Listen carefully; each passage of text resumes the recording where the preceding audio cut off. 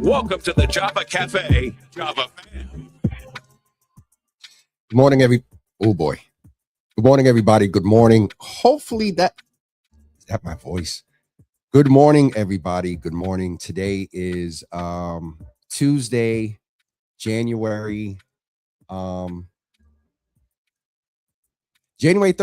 2026. For those of you that, because my mother said that she had people praying and all that stuff. I have whatever this respiratory flu-ish thing, it got a hold of me this weekend. And I am just today is the first day that I am feeling somewhat functional. So even now, when it was time for me to go live, I literally got foggy brain and was like, wait, what am I pressing?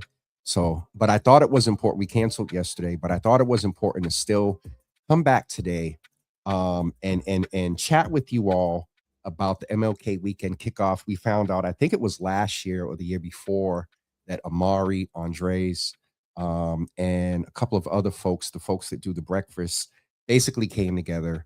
And it's a MLK weekend here in the city of Boston. And so that is kicking off this Friday at 12 p.m. at a Community Over Chaos standout that is primarily being led by one of the MLK weekend partners, the ACLU here in Massachusetts. And so I have my guest. She has been gracious to me in the pre-convo. I can tell she's a mom. But we're going to bring Traci Griffith in. She is the Director of Racial Justice Program. Director Racial Justice Program. And it's something about not programming or whatever, but Racial Justice Program Director, period. That really stood out to me. And you all know we have a love for the ACLU. One of the speakers, Rasan Hall, will be there Friday. And it's just a great opportunity to have them back on the Java Cafe, in the Java Cafe this morning. So please welcome Traci Griffith. I'm going to get this right. I can talk this morning, Traci. We're going to get through this.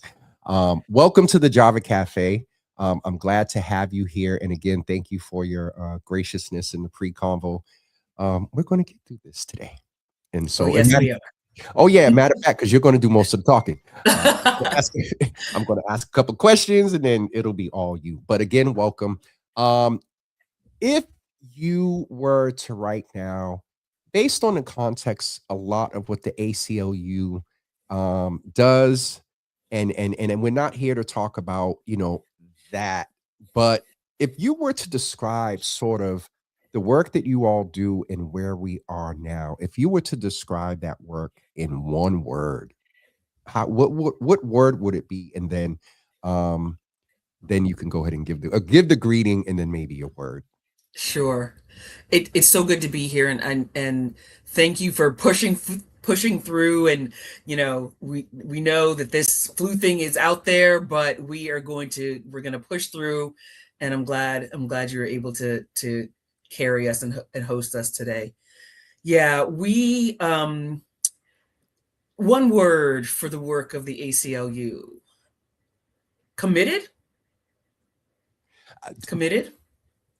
I don't really need any context there, because I mean, just from growing up and just hearing about it and then getting into work and being around folks, that is definitely a word that is appropriate. And so, there's this commitment from folks coming together. We've had the Martin Luther King Day events throughout the years. Embraces, I believe, the latest entity in doing events. One of the major events, which is the Embrace Honors and the Sneaker Ball, is talked about. But let's talk about how we're kicking this off on Friday. Well, actually, let me back up a little bit, Traci. When folks first time in the Java Cafe, I usually ask them to just share a little bit about their story. And if you don't mind, if you could share a little bit about who Traci is and kind of end up like how you wound up at the ACLU and committed to this work there in that position. Sure. I always say if you approach racial justice as just an academic endeavor, if it's something that you're just reading about or listening to, or that's part of the problem. Living racial justice is really the key. And so my path to this particular position started maybe about a dozen years ago. I was serving on the board of directors for the ACLU of Vermont. I was living in Vermont. I'd lived there for over 20 years before I moved here to Boston. And being on their board of directors, obviously in the second whitest state in the country, the work is a little different, right? But serving on their board led me to be the Vermont representative on the national ACLU board. And so that board of directors oversees all of the affiliates, which is what we call ourselves. We're all over the United States. And that national board really works to kind of shape the work of the larger organization. And recognizing that, the fight looks different in Massachusetts than it might look in Mississippi. And we all work together to basically say, look, civil rights and civil liberties belong to everyone. And all of us, all of the affiliates are working towards that goal of ensuring and supporting and upholding civil rights and civil liberties across the country. And so my work on the national ACLU board, it manifested itself into this position here. When I moved to Massachusetts, I moved here to teach at one of our fine institutions. And I did that for a year until which that smile, makes me, what was it, up in Cambridge? No, it was not in Cambridge. Okay. I'm sorry. When you said that and leaned in, I said, "Oh, that sounds like No. Simmons University, led by one of the amazing, presidents, university presidents, Lynn Wooten. And I still adjunct there. Simmons is an amazing institution, women-centered. And so I came here for that. I came to teach and continue to teach because that's what I was doing when I was living in Vermont. I was an academic. I worked and chaired the media studies department at a small liberal arts college in Vermont. And my area of focus was First Amendment. I have a law degree, right? So First Amendment as it related to journalism in particular, because my first career was as a broadcast journalist. And then from there, I focused a lot on race and gender and the way in which race and gender are portrayed within the media. It's, for me, it's still a very interesting topic, and I love to see how that plays out. But yeah, so when I came here, I was still on the national board of the ACLU, and you mentioned Rasan earlier. Rasan had moved on from this position, my very position, when he ran for district attorney. And, the position was open. And I was approached and thought, yeah, that's something I could do. I'd already had the affiliation with the ACLU. I knew the incredible work that the ACLU did from a national perspective. And I thought, yeah, I want to be on the ground. I want to be doing the work instead of hearing about it or reading about it or studying it. And it's a heavy lift, but it is well worth the fight. It is well worth the fight. And it's so interesting to hear that a part of your journey is in media. Yes. And I would love to talk with you offline, because I think that we are definitely in a time of, there's a reference made in my, I purposely put this in my bio around my belief of digital advocacy, and we can move to the digital space to advocate for civil rights. And so it's so interesting because, again, we're going to talk about this weekend, but with what the ACLU does, would you agree that a lot of our civil liberties are under attack or at risk right now? Absolutely. We are at a really important time in our history, and we don't have the luxury of standing back and waiting to see what happens. The time is now. We have to work to fight and hold the line, because we recognize that so many of our civil rights and civil liberties are being trampled on. All we need to do, you just take 2 minutes, turn on the TV, and you will see it for yourself. Unfortunately, a lot of us are seeing it within our own communities. right? And we just need to look at and point to what's happening in Minnesota and what happened in Minnesota recently, right? We know that civil rights and civil liberties are under attack. We don't have the luxury of waiting to see what happens. We have to continue to fight on multiple levels, within the courts, within the legislatures, within our own communities, to make sure that we can maintain and uphold civil rights and civil liberties in our country. We definitely need that advocacy and that fight now in the digital space and what you're doing as well. And so give us a little bit, if you don't mind, Traci, about the ACLU. And the reason why I asked that, because there are a lot of organizations out there, national Sure. organizations, they get memberships and fees and whatnot. And everybody isn't always living up to what the expectation is for these organizations. And so please let us know, like, sort of the history, and you said committed, and at least since a child, I think. What year did the ACLU start? 1904. Oh, well, yeah. So I can since I remember hearing that. And then as you get into advocacy, it becomes more prominent. And so give us a little bit of the history, and then we're going to jump in to what people can expect on Friday. And I hear the weather is not going to be that bad so far on Friday. Cross everything, right? Yeah, we're playing. Yes, ma'am. So the ACLU, give us a little bit of the history. Sure. Well, first, ACLU stands for the American Civil Liberties Union. Okay. And we've worked every single day in the courts, in the legislatures, directly in communities. And it's about defending and preserving the individual rights and the liberties that are guaranteed in the Constitution, in the Bill of Rights, and in the laws of the US, and particularly here in our Commonwealth. The Massachusetts affiliate was the first, right? And we know that in Massachusetts, we do things big, right? Yes, So we were the first. I can't laugh the way I want, because this is going to induce a cough. Coughing. We Massachusetts was first? Okay. First. Okay. So we're not really the affiliate. We're the inaugural. Oh, okay. Well, you said that, I didn't. Okay. Go ahead. We don't want national hitting you up. Yeah.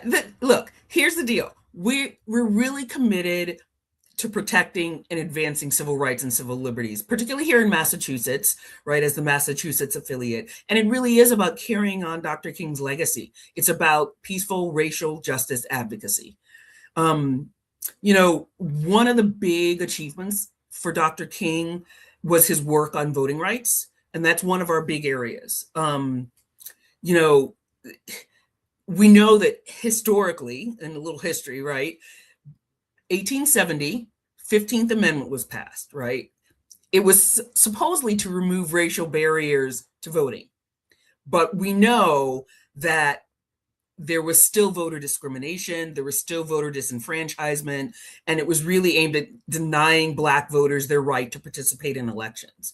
It wasn't until 1965 when, due to Dr. King's advocacy and his racial justice allies working with President Johnson, the Voting Rights Act of 1965 was passed. A lot of years in between there, right?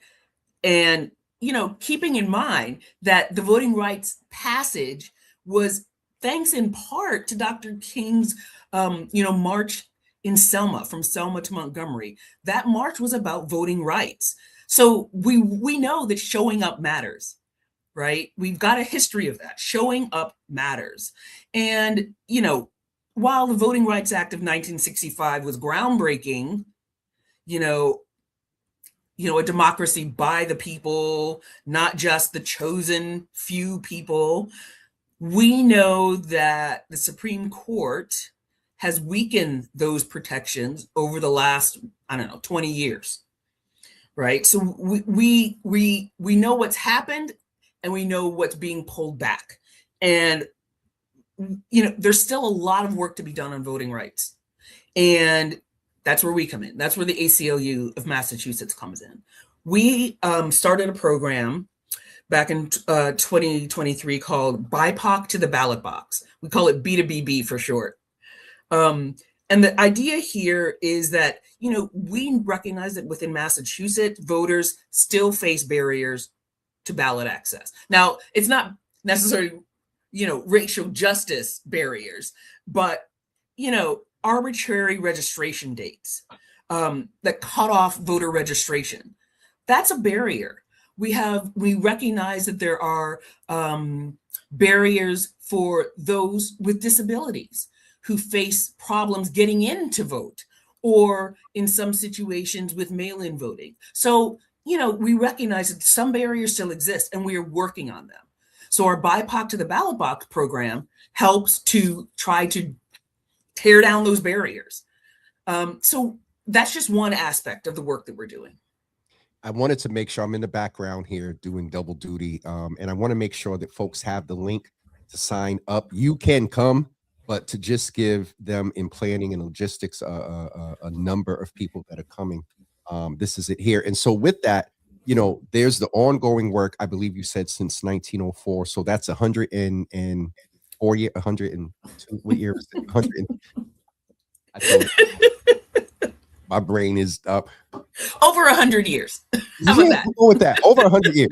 Yeah. So it's in that advocacy work directly, but then also in these type of events. And I'm not sure if you heard of the great late Mayor Menino, but I learned when working for him that he had this policy, had this belief called event-driven policy. Okay. And so we need the digital space. We need you all in the courtrooms and filing things, and I'm sure you all are working with the attorney generals and whatnot around these things. But then we also need these demonstrations of coming together and exercising our right to advocate. But also there's a celebratory piece to this weekend. And so let's go into and start talking about, me and Rasan are texting right now.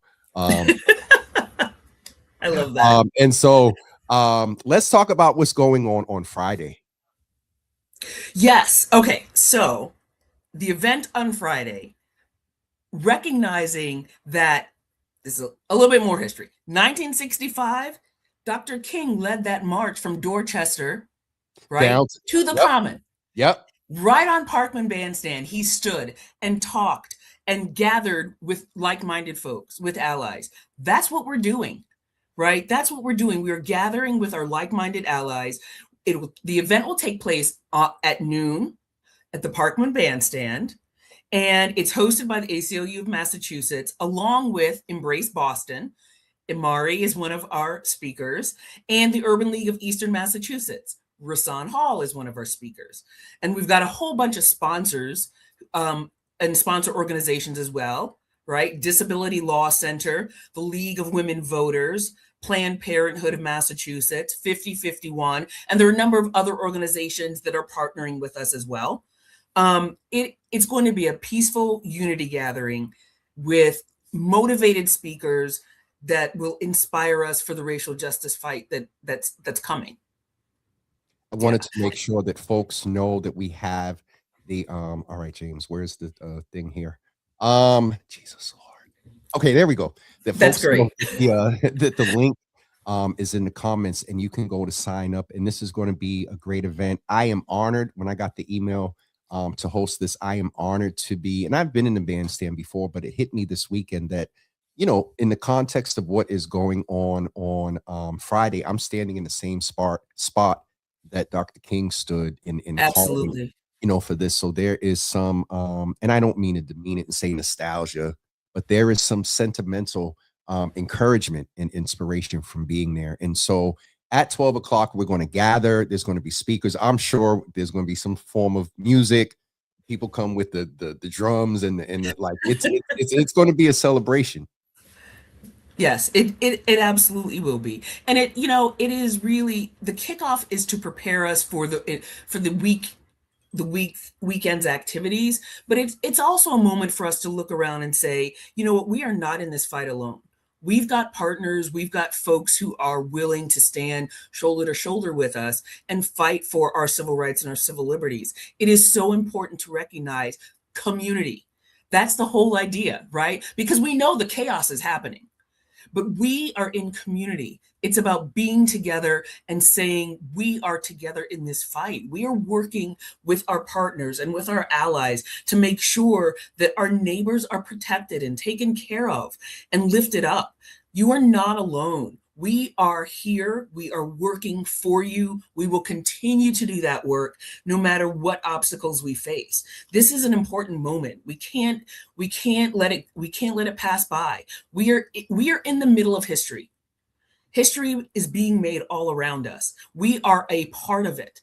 And we recognize that we need to be together in community to say we are going to continue this fight. Dr. King wasn't the first who started it, but we're carrying on all of the legacy of so many who've come before us. And let's be real.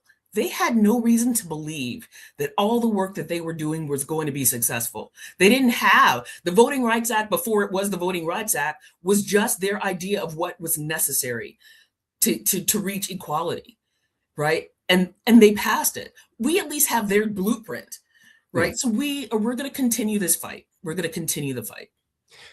This will be my last question. I know this is your first time here, but I'm not going to have somebody of your caliber in the room. To, civil liberties are it's an interesting concept when you talk about unity. And I hope you know where I'm going. When it comes to civil liberties and you talked about unity and commitment, how do we as a society that believes in different sects of us, we gravitate to certain type of civil liberties, and then we may not gravitate to others. You know where I'm going? Sure. How do we stay unified?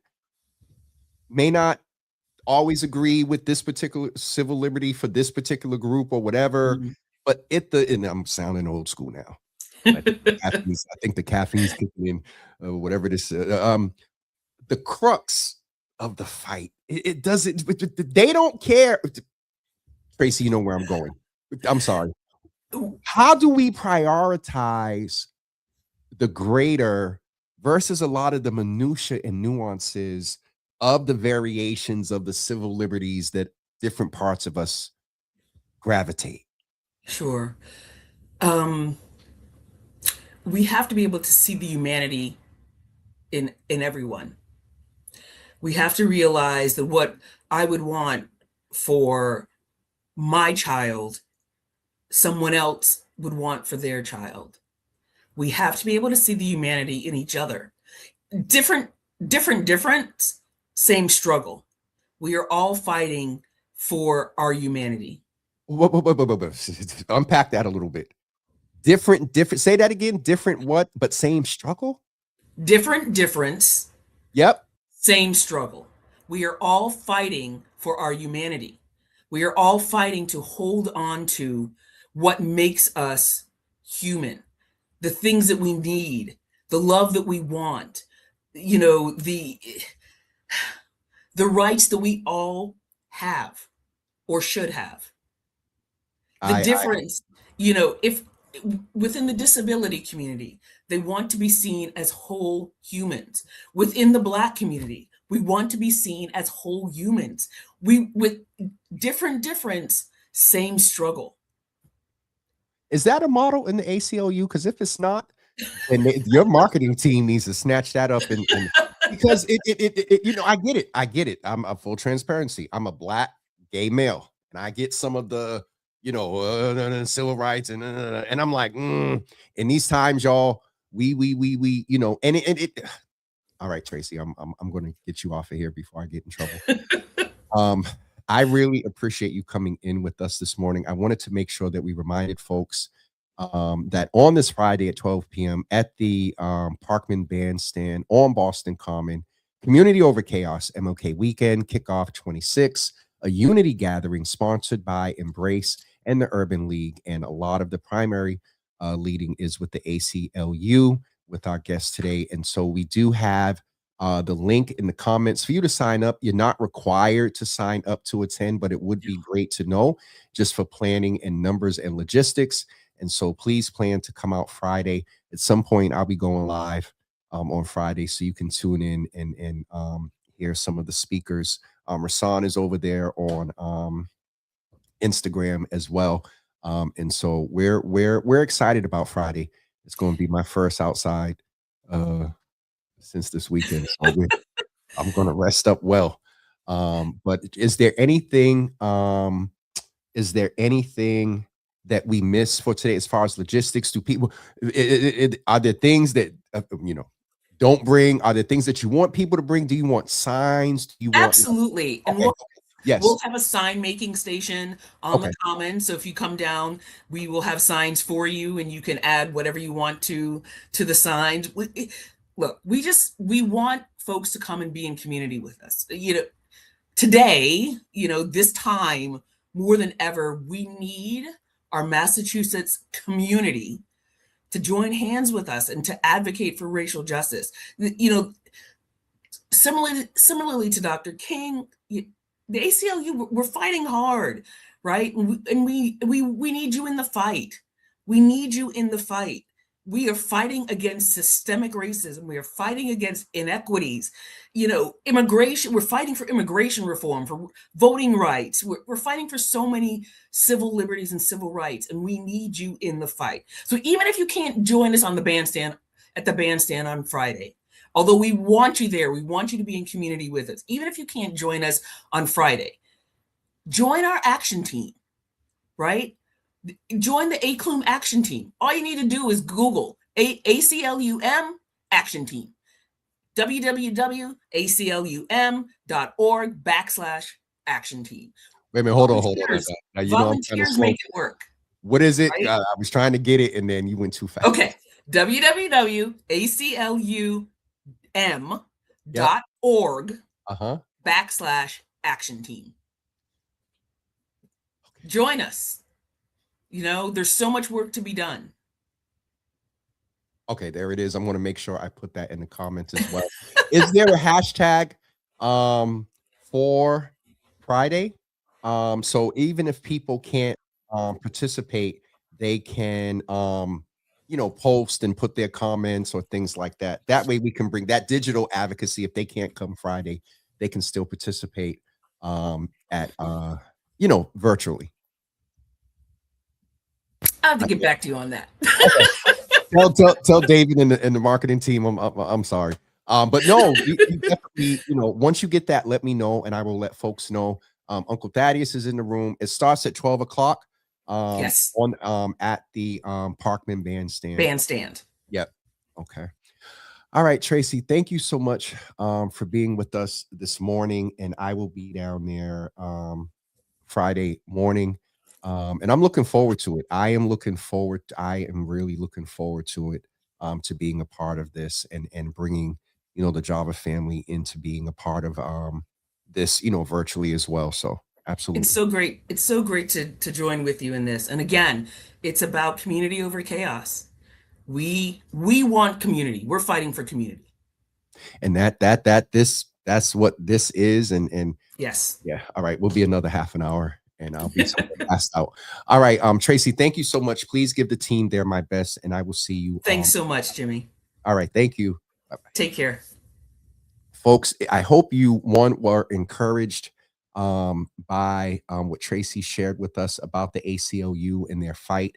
They are a part of the advocacy that a lot of our attorney generals are doing, throughout the country, and even when they're not. I remember hearing of the ACLU as a child. And so Dina is in the room. Obi, good morning. I'm not going to get everybody, but if you're just joining and missed the earlier, yes, whatever this respiratory thing was, got a hold of me this weekend.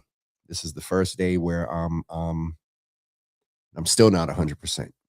But I thought it was important to make sure that part, brother, I thought it was important to make sure that we bring them into the room so folks know what's going on Friday. So we'll be there Friday at 12 p.m. And that is it. Tomorrow's Wednesday. I believe tomorrow I am going to broadcast the episode from my conversation with Jessica Pierre. We had technical difficulties at GBH on Thursday, and so I believe I'm going to broadcast that on tomorrow. All right, that's it for me this morning. Union Capital members, you get your hour. It's 10:32, and thank you, Dina. I appreciate it. I am eating and drinking, Miss Teresa. I'm drinking. My appetite is my grandmother's indication. When I said I wasn't hungry, she would start putting stuff together and say, okay, now we got to do, if you don't want to eat, yeah, we're going to go to the doctor. So, all right, folks, thank you. We'll see you tomorrow morning at 10 a.m. Have a great day, everybody. I don't think there are any other major announcements. I still have not got a date for Brother Joey Eubanks service. As soon as I get that, I'll let you all know. And also, I just wanted to thank you all that have reached out and supported Brother Newton Johnson and Chef El Simone's family. That service will be taking place on Saturday, and so I'll keep you all abreast of that. And that's it for me. We'll see you tomorrow morning at 10 a.m. Thank you, Milagro. Even if you aren't hungry, eat something. I am. I'm gonna figure something out.